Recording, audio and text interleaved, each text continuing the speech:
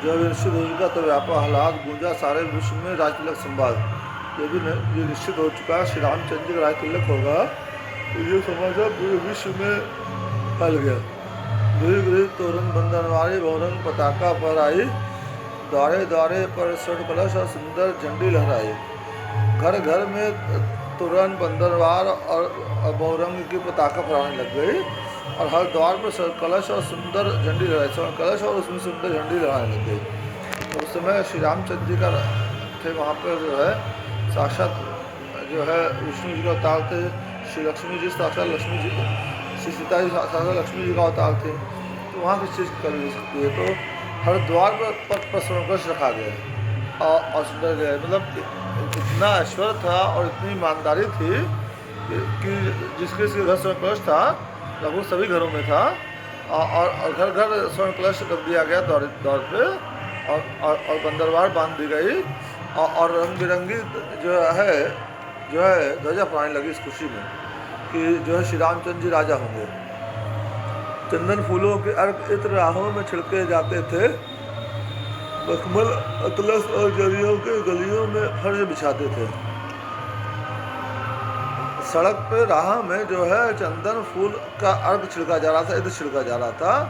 मखमल अतलस और जरियों के गलियों में फर्श बिछाते थे और मखमल और जरी के जो फर्श थे वो गली में बिछाए जा रहे थे। मतलब इतनी संपन्नता थी, इतना लोगों के पास था, उत्साह था, इतना लोगों को इतनी संपन्नता थी।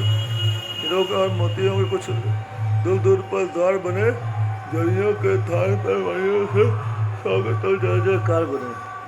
हीरे और मोतियों के कुछ दूर दूर पर द्वार बने।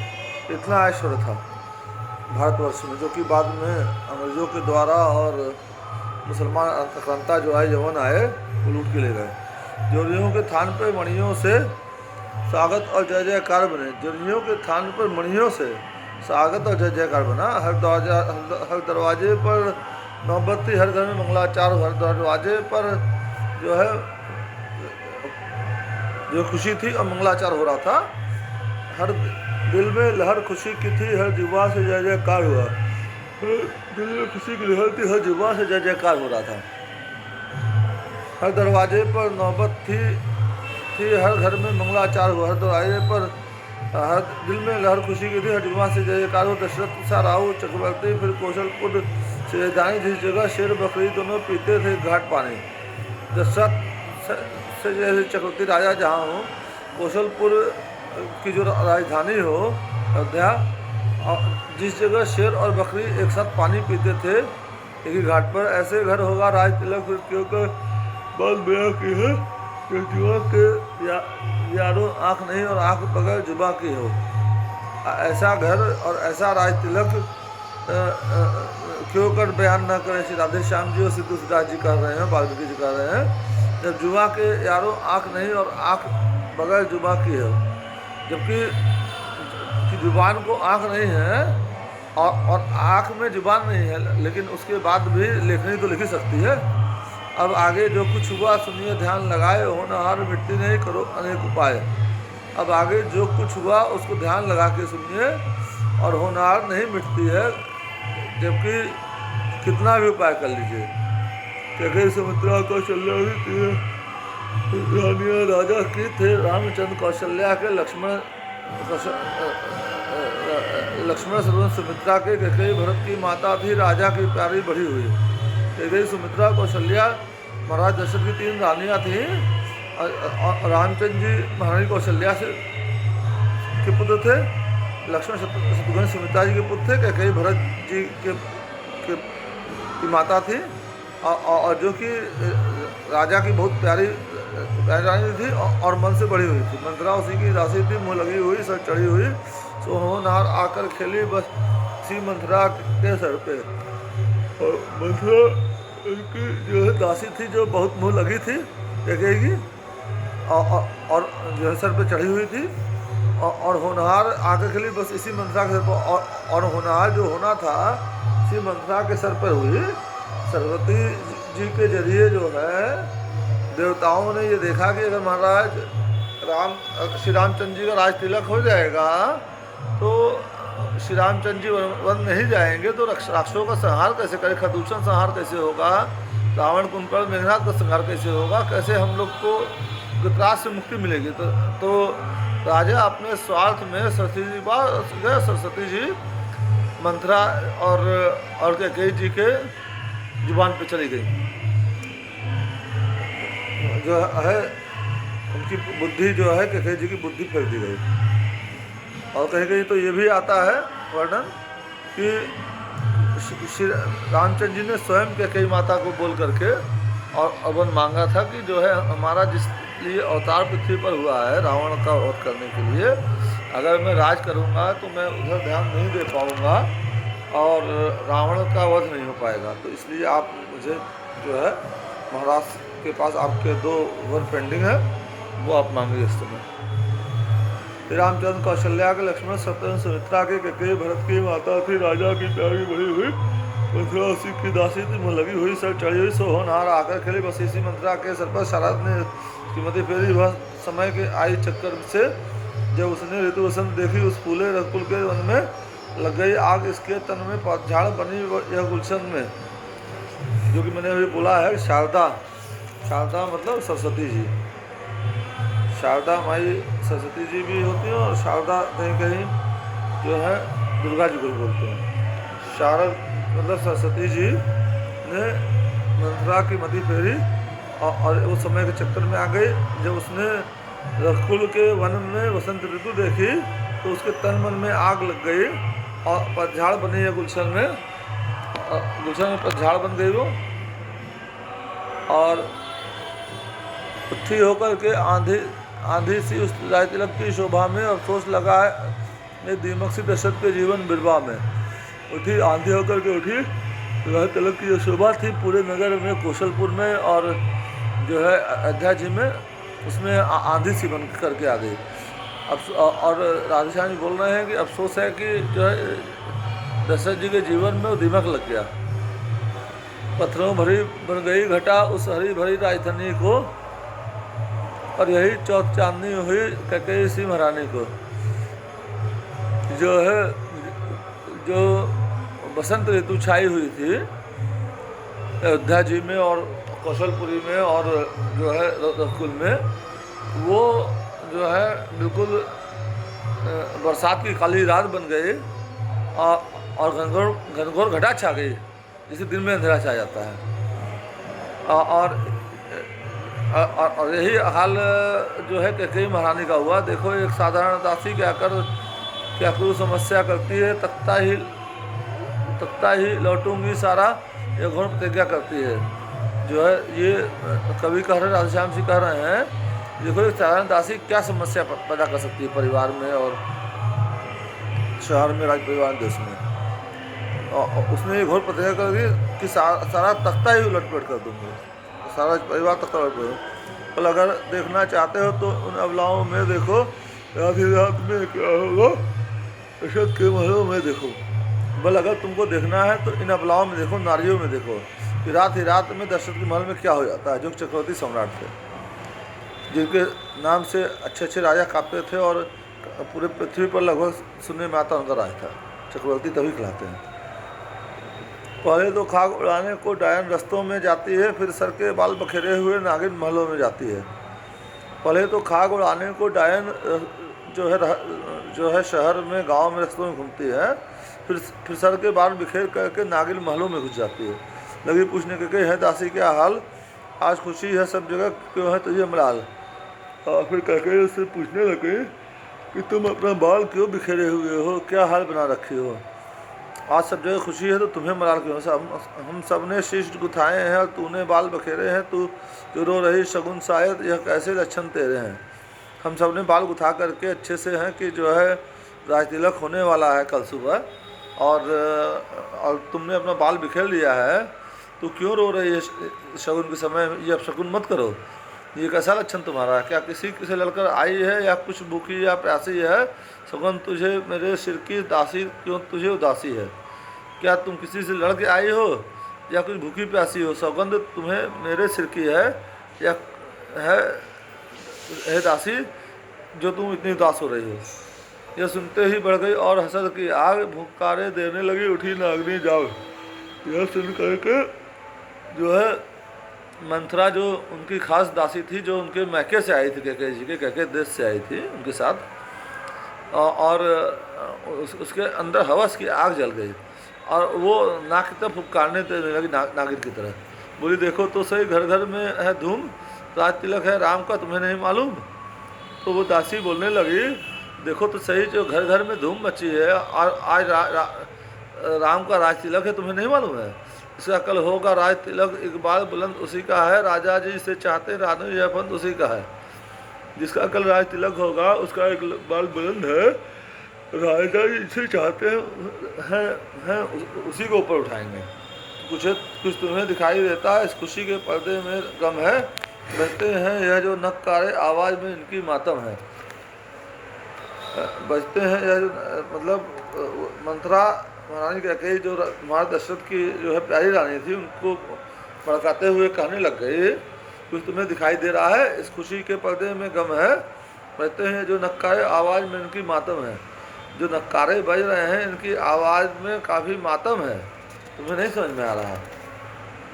खुल गया भाग कौशल्या के खुल गए भाग कौशल्या के, उससे ही विघ्ना है राजी, रानी किस नींद में सोती राजा की देख दगाबाजी।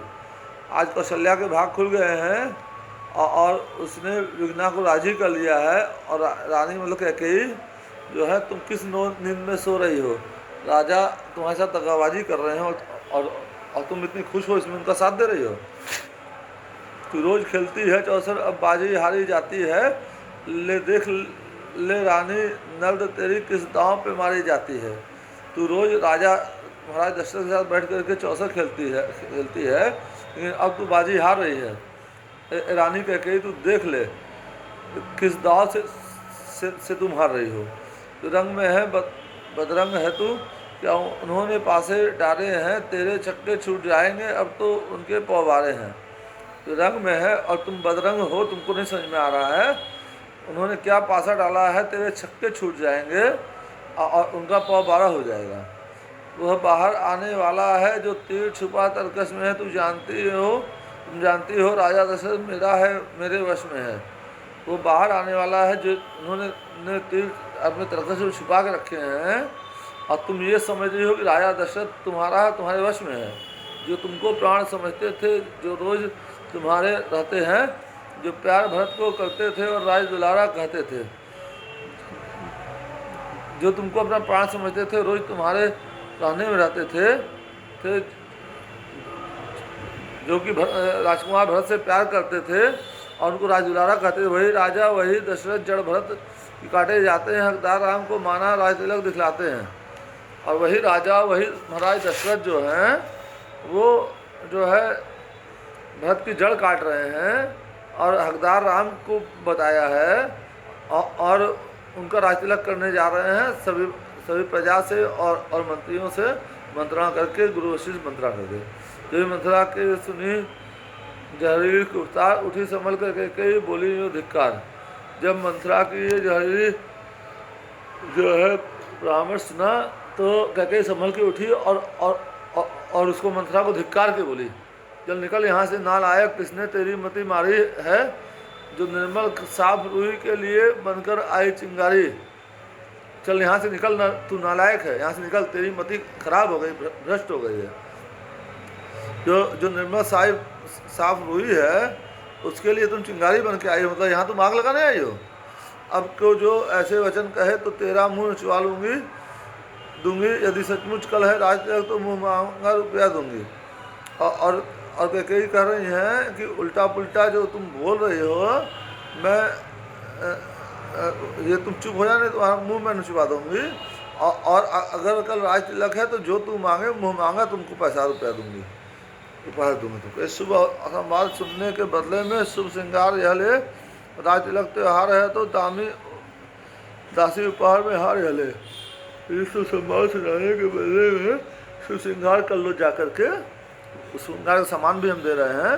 और राज तिलक कल रामचंद्र का राज तिलक है, वो तो उसको त्यौहार मनाया जाएगा, और उसके बदले में जो तुम हमें आज समाचार दे रहे हो, इसके बदले में उपहार ये मेरा हार लेके जाओ, मेरा प्रिय हार लेके जाओ। इस प्रकार देने लगी रानी जो जब हार, दासी पीछे हट गई, करने लगी पुकार। इस प्रकार जब महारानी कैकेयी जो है मंथरा को अपना हार उपहार में दे रही थी, तो दासी ने लेने से इनकार कर दिया, पीछे हट गई और ये पुकार पुकार कहने लगी, यह हार बारीक तुम्ही को हो, मंथरा ने भूखी माल की है, रानी जी जीत राम की है और हार तुम्हारे लाल की है। ये हार जो है मंथरा कैकेयी जो कह रही है कि यह हार तुम्ही को मुबारक हो, और मंथरा ये माल की भूखी नहीं है, इतनी लालची नहीं है मंथरा। रानी जी इसमें राम की जीत है, तुम्हारे लाल भरत की हार है। ये मंथरा जो है उनको भड़का करके कैकेयी जी कह रही है, संतान तुम्हारी राजा, यह शर्त तुम्हारे ब्याह में थी, सो उस पर पाला पड़ता है, यह वह बात उसी उत्साह में थी। जब तुम्हारा विवाह हुआ था तो विवाह की ये शर्त थी कि जो तुम्हारी संतान ही राजा बने, तो लेकिन उस पर तो पाला पड़ जा रहा है। जब जो है महाराज दशरथ ने बड़ी सभा में आम सभा में घोषणा कर दी, उनको राजा बनाने की सबकी राय ले ली, तो उस पर तो पाला पड़ गया। वह बात उसी उत्साह में थी। अब इस चालाकी को देखो, वे तुमसे बाजी लेते हैं, ननिहाल भरत को भेज दिया और राज राम को देते हैं। अब ये चालाकी भी देखो कि तुमसे बाजी ले लेते हैं, ननिहाल भरत को भेज दिए हैं, कैकेयी देश में भेज दिए भरत को, और उसके पीछे से राम का राज तिलक कर रहे हैं। बलिहारी ऐसे उत्सव की जो नृत्य देश देश में हो, एक पुत्र को राज तिलक और 2 बेटे परदेश में हो। ऐसे उत्सव की बलिहारी है जो हर देश में न्योता गया है, और एक पुत्र का राज तिलक हो रहा है, जबकि बाकी 2 बेटे परदेश में हैं। रानी फिर कहने लगी, वो दुष्टा हो मौन, कीजिए कजिए करने के लिए तू होती है कौन। रानी कैकेयी जी फिर ये कहने लगी इसको डांट करके मंथरा को कि तू इस बीच में कहने वाली कौन होती है, तुम्हारी क्या हैसियत है, तुम दुष्ट, तुम चुपचाप मौन हो जाओ और यहाँ के कजिया मत पढ़ो। तू कौन है, मौन हो जाओ, और तू हमारे बीच में फूट डालने वाली, हमारे बीच में बोलने वाली कौन है। मुझे भरत और राम एक ही दरख्त की शाखें हैं, मेरे लिए भरत और राम एक ही तरह हैं, और एक ही दरख्त की शाखें मतलब एक ही पेड़ की ये 2 शाखाएं हैं। तो चिड़िया के 2 पंख हैं, यहाँ दोनों मेरी 2 आँखें हैं, और मैं एक चिड़िया हूँ। महारानी कैकेयी जी अपनी तुलना एक चिड़िया से कर रही हैं, और श्री रामचंद्र जी लक्ष्मण जी को अपना पंख बता रही हैं कि बिना पंख के चिड़िया नहीं उड़ सकती। दोनों मेरी 2 और ये दोनों ही मेरी आँखों के तारे हैं, ये दोनों मेरी 2 आँखें हैं। रामचंद्र जी और भरत जी हैं, भरत राम से भी बढ़कर और राम भरत से भी बढ़कर। अगर भरत है मेरा नूरे नजर, तो राम है मेरा लखते जिगर। महारानी कैकेयी मंथरा कह रही हैं कि भरत राम से बढ़ कर के है और राम भरत से बढ़ कर के हैं, और अगर जो है भरत मेरी आँखों के तारे हैं, तो राम भी मेरे दिल के बहुत करीब हैं, लगते जिगर हैं हमारे। इसमें कुछ उर्दू के भी शब्द आ रहे हैं, क्योंकि जिस समय लिखी गई होगी उस समय उर्दू की प्रधानता रही होगी। सन 1930 के आसपास किताब लिखी गई है, 95 साल पुरानी किताब है ये, 94-95 साल। उस समय उर्दू समाज में ज़्यादा कही जाती होगी, आपको मालूम नहीं होगा। उस समय जितने जो है अनुबंध होते थे, रजिस्ट्रियाँ होती थी, वो उर्दू में लिखी जाती थी। हमारे यहाँ की भी रजिस्ट्री है वो उर्दू में है, इसलिए इसमें कुछ उर्दू शब्द ज़्यादा नहीं, 10-5% है।